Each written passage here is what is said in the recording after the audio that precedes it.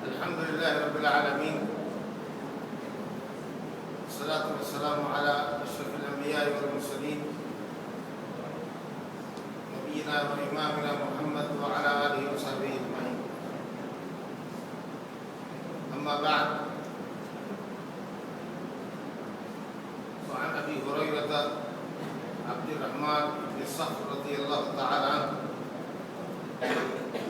قال: سمعت رسول الله صلى الله عليه وسلم يقول: ما نهيتكم عنه فاجتنبوه، وما أمرتكم به فأتوا منه ما استطعتم، فإنما أهلك من كان قبلكم كثرة سؤالهم واختلافهم على أنبيائهم.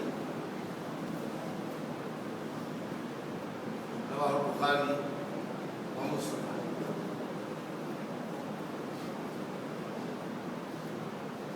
عن أبي هريرة رضي الله تعالى عنه قال: قال رسول الله صلى الله عليه وسلم: إن الله طيب لا يقبل إلا طيبا،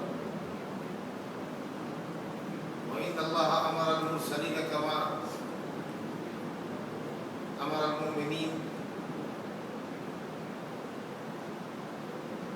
فقال: يا أيها الرسل كلوا من الطيبات. وقال تعالى: يا أيها الذين آمنوا كلوا من طيبات ما رزقناكم واشكروا لله إن كنتم إياه تعبدون. ثم ذكر الرجل يطيل السفر أشعث أغبر يمد يديه إلى السماء يقول: يا رب يا رب، ومطعمه حرام ومشربه حرام وملبسه حرام وغذي بالحرام، وأنى يستجاب له. رواه مسلم. امام نووی کی 40 سے 2 حدیثیں نبی اور تسلیم آپ کے سامنے پڑھی گئی، اور یہ دونوں حدیثیں مشہور صحابی جن کو سب سے زیادہ روایت حدیث کا شرف حاصل ہے، جن کے لیے بطور خاص خصوصیت کے ساتھ نبی کریم صلی اللہ علیہ وسلم نے حفظ کی دعا فرمائی، اور جن کو اللہ کے نبی کی دعا کی برکت سے مضبوط ذاکرہ اور کبھی حافظہ ملا، جو کچھ نبی صلی اللہ علیہ وسلم سے سنا تا دم مرگ موت تک وہ محفوظ رہا ان کے سینے میں، ان کے دماغ میں، جن کا امت پر احسان عظیم ہے۔ روایت حدیث کو بیان کرنے کے سلسلے میں میری بات ہے مشہور صحابی ابو ہریرہ عبد الرحمن بن صخر رضی اللہ تعالیٰ عنہ سے۔ امام نووی نے ابو ہریرہ کا نام ذکر کیا ہے، عبد الرحمن بن صخر کے نام میں اختلاف ہے کہ ایک نام ہے، لیکن جو زیادہ معیاری نام ہے ان کا، جو معتبر ہے، مشہور ہے، وہ ہے عبد الرحمن بن صخر۔ کنیت ہے ابو ہریرہ، اور وہ ابو ہریرہ سے ہی مشہور۔ ان سے حدیث ہے، وہ فرماتے ہیں کہ میں نے رسول گرامی صلی اللہ علیہ وسلم سے فرماتے ہوئے سنا، آپ نے فرمایا کہ میں جب کسی چیز سے تمہیں منع کروں تو اس سے باز ہوں، اور جب میں کسی چیز کے کرنے کا حکم کروں تو اس کو اپنی استطاعت پر، طاقت پر، کیپیسٹی بڑھا کر،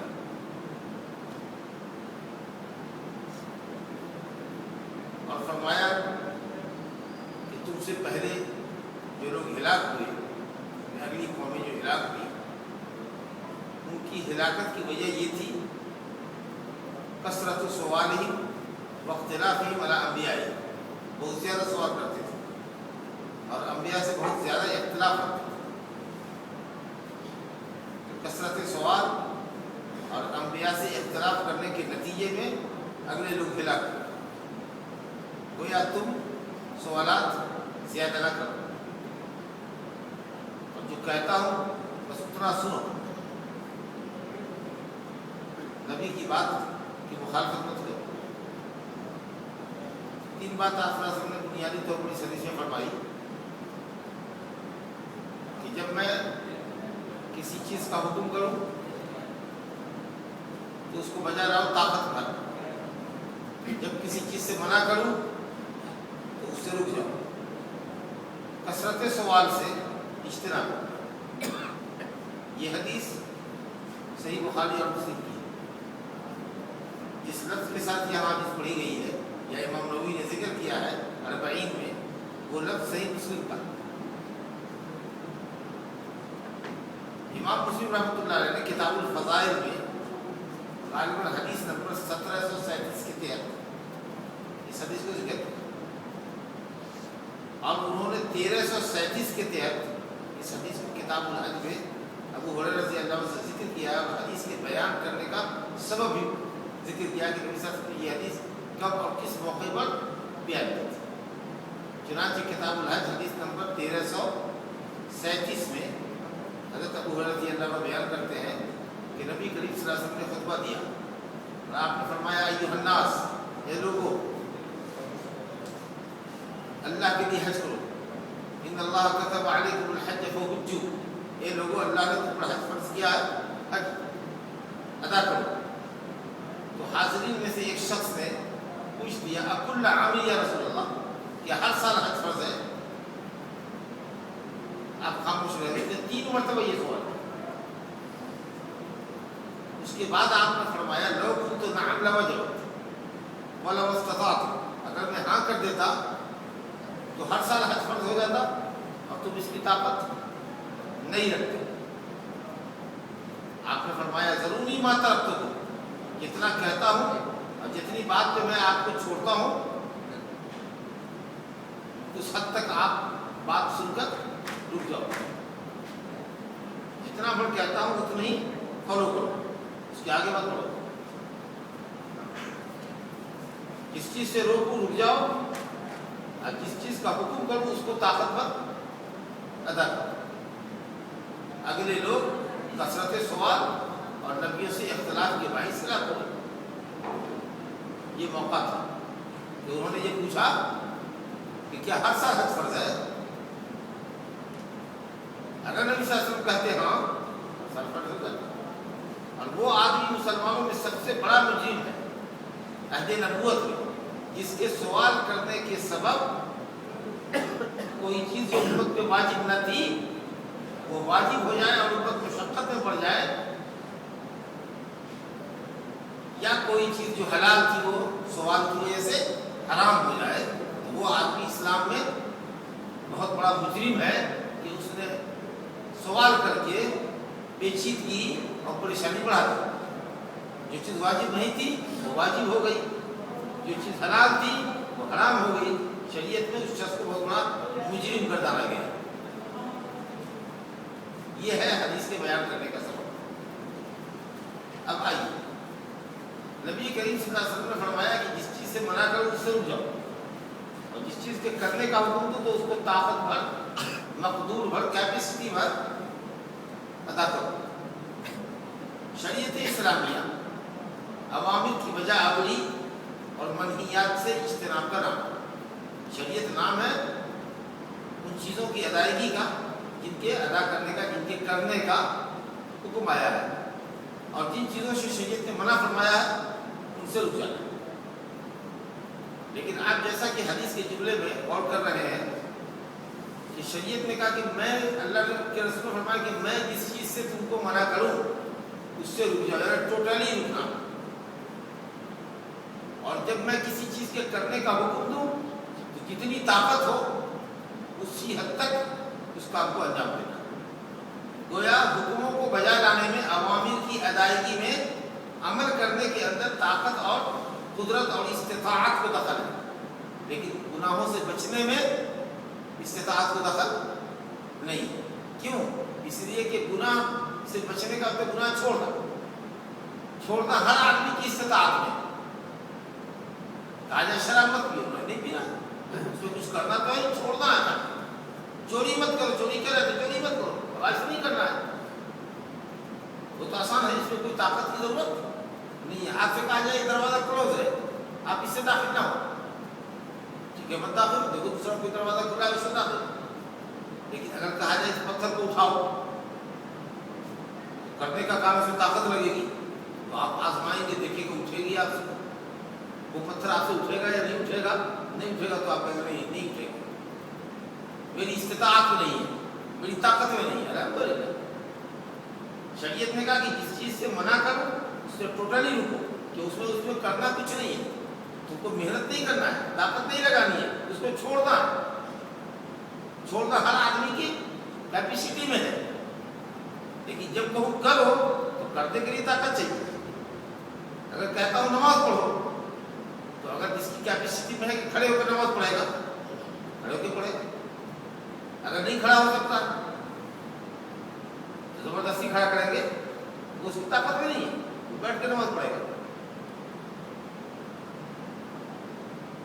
روزہ رکھو روزہ رکھنا اگر طاقت میں تو رکھو اگر تمہاری طاقت میں بالکل ہی نہیں ہے تو روزہ افطار کرو بعد میں قضا کر سکتے تو قضا کرو نہیں تو مسکین کو کھانا دے کر چھٹی کرو کہا گیا نماز سے پہلے وضو کرو شرط ہے اگر وضو کرنے سے بیماری تمہاری بڑھ جاتی ہے یا پانی نہیں ہے مت کرو تمہاری طاقت میں نہیں ہے تیمم سے نماز پڑھ لو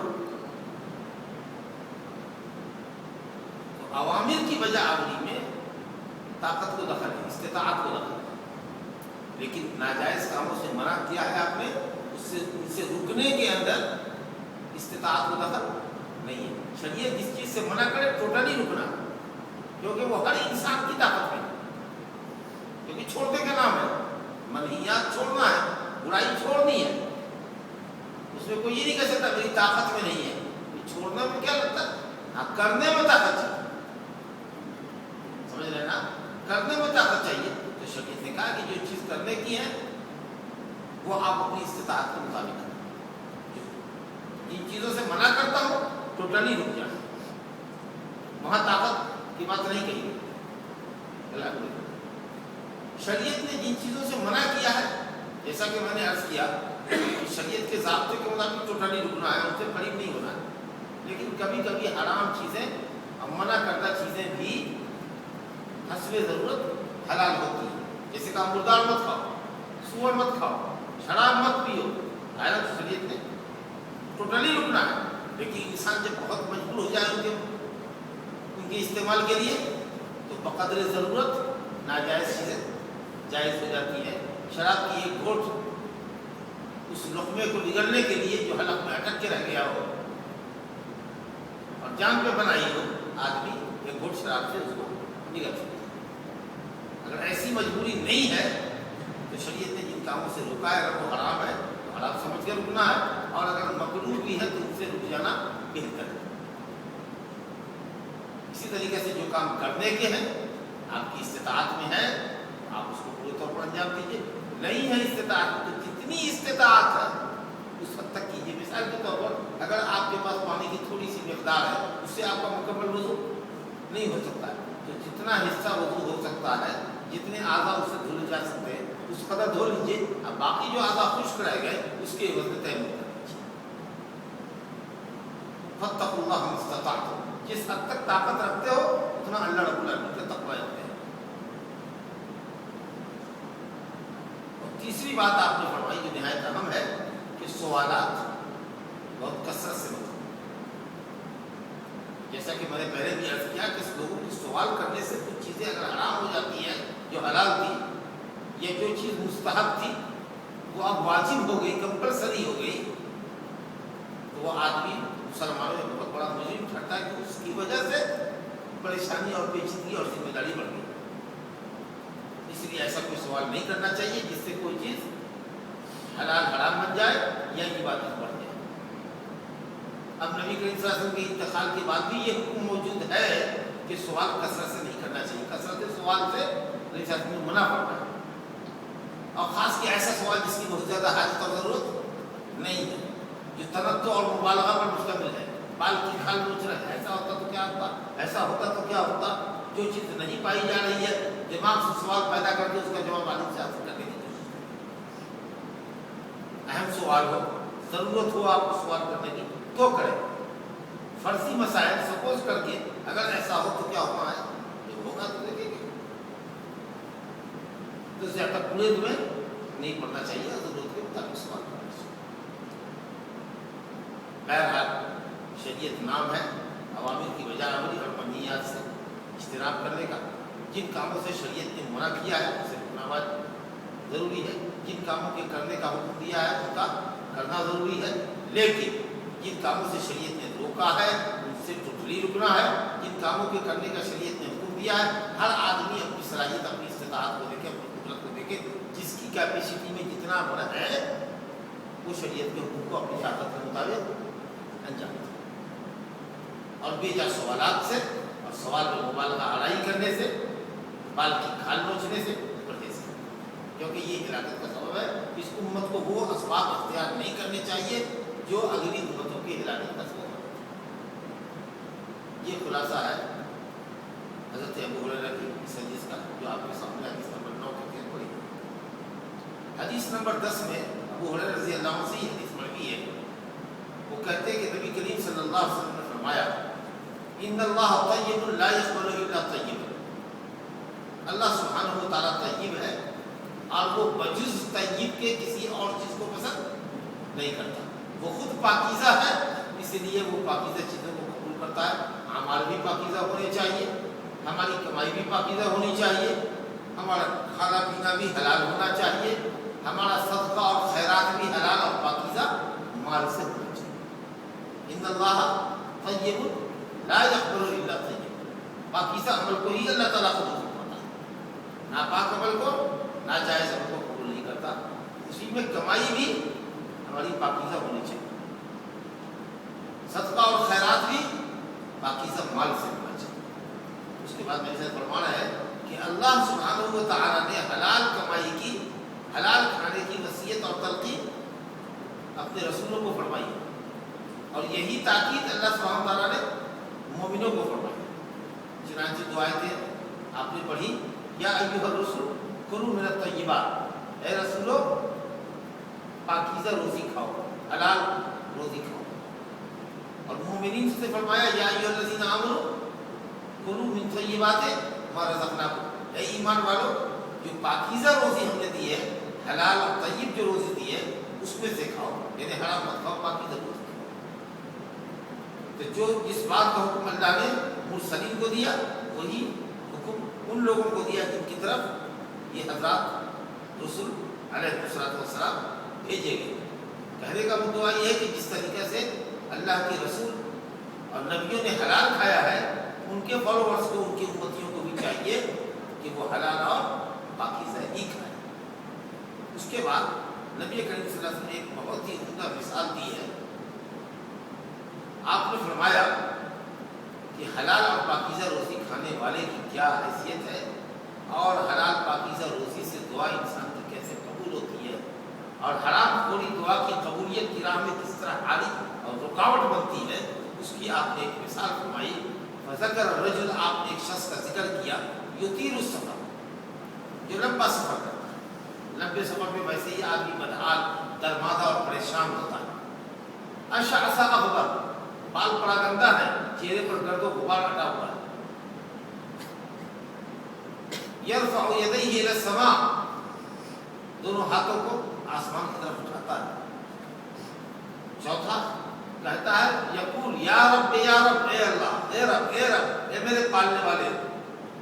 رب کی رحمت کو آواز دیتا ہے، یعنی الحاح اور گریہ زاری کرتا ہے، چمٹ کے مانگ رہا ہے یا رب، چمٹ کے مانگ رہا ہے. لمبا سفر،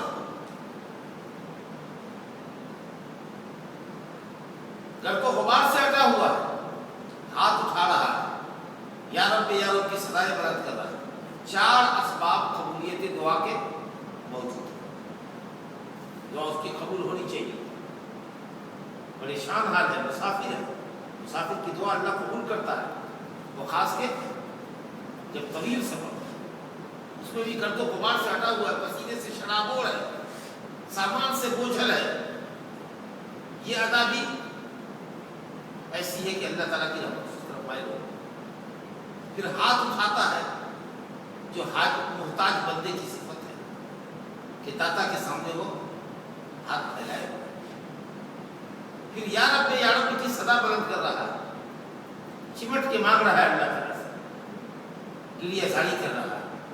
کتنی اسباب میں دعا کی قبولیت ہے, لیکن اس کے ساتھ ہی ساتھ جیسے فرمایا کہ اس کا کھانا حرام ہے, اس کا پینا حرام ہے, اس کا لباس اور پوشاک حرام ہے, وغذی بالحرام, اور حرام مال سے پرورش پائے ہوا ہے. گویا حرام کمائی اس نے کی اور حرام کو ہی کھانے میں پہننے میں اور دوسرے کاموں کے اندر استعمال کیا. تو یہ اتنی بڑی رکاوٹ ہے دعا کی قبولیت کی راہ میں کہ رب تعالیٰ فرماتا ہے فَأَنَّا يُسْتَجَابُ لَهُ, اس کی دعا کے اوپر قبول. تمام اسباب قبولیت دعا کے موجود ہیں, لیکن ایک حرام خوری اس کی ایسی ہے جو دعا کی قبولیت کی راہ میں بہت بڑی دیوار بن کے کھڑی ہے اور اس کی دعا قبول نہیں ہوتی. اس حدیث سے حلال کمانے اور حلال کھانے کی اہمیت کا پتہ چلا کہ اس سے انسان کی عبادت, انسان کی دعا کی قبولیت میں اس کا کتنا بڑا دخل ہے. بہرحال حدیث کی تشریح ختم ہوئی. اللہ سبحانہ تعالیٰ کے ناموں میں سے ایک نام ہے طیب. ان اللہ طیب, اللہ طیب یعنی ہر عیب سے وہ پاک, ہر عیب سے منزہ اور مقدس ہے, یعنی ہر صفت کمال سے. اور تم کو بھی طیب اور پاکیزہ ہونا چاہیے, اعمال کو پاکیزہ کرنا چاہیے, اپنی روزی کو پاکیزہ کرنا چاہیے. کوئی بھی عمل غیر پاکیزہ ہو تو عند اللہ مقبول نہیں ہوتا. لا تقبل الصلاۃ بغیر طہور ولا صدقۃ من غلول, کوئی بھی نماز بغیر پاکی کے قبول نہیں ہوتی, اور کوئی بھی صدقہ خیانت کے مال سے, چوری کے مال سے قبول نہیں ہوتی. دعا کی قبولیت کے اسباب میں سے یہ ہے کہ آدمی سفر کرے, اور سفر کو بھی دینی ہو, سفر طاعت ہو.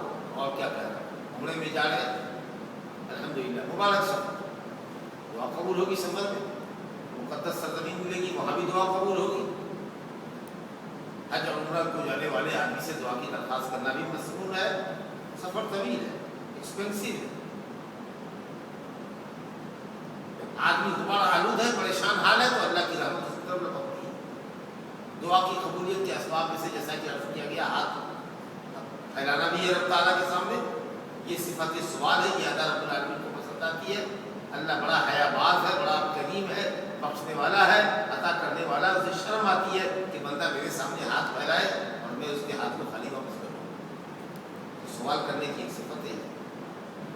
اور پھر چمٹ کے مانگنا چاہیے, رو رو کے گرگرا کے مانگنا چاہیے, اس انداز میں مانگنا چاہیے کہ وہ وہی سمجھے گا, اوپر والا ہی سمجھے. ایسا چمٹ کے مانگ رہا ہے, رو رہا ہے, اس میں کیا بول رہا ہے, منہ سے اور ناک کی آواز نکل رہی ہے, رو رہا ہے, اسی میں بول رہا ہے کہ وہ جو بول رہا ہے سننے والا سمجھ رہا ہے, بغل والا بھی اس میں مانگ کیا رہا ہے. خالی ناک سے آواز آ رہی ہے, رونے کی آواز شامل ہے. تو اس طریقے سے وہ گویا کہ رب تعالیٰ سے چپٹ کر کے دنیا داری کر سکتا. یہ ساری چیزیں دعا کی قبولیت کے اسباب ہیں, لیکن ضروری ہے کہ آدمی حلال خور ہو اور مخلص کو دعا میں سمجھا, اور رب تعالیٰ سے ہی دعا کرے اس یقین کے ساتھ کہ اللہ تعالیٰ اس کی دعا کو قبول کرے گا. اگر بھلائی کی دعا ہو تو انشاءاللہ لائے گا, نہیں جائے گی. اللہ سبحانہ وتعالیٰ ہم سب کو حلال کمانے کی, حلال کھانے کی توفیق عطا فرمائے, اور ہمیں پاکیزہ عمل کرنے کی توفیق دے. ہماری دعاؤں کو, ہماری عبادتوں کو اللہ رب العالمین قبول فرمائے. صلی اللہ علیہ وسلم نبینا محمد وعلی آلہ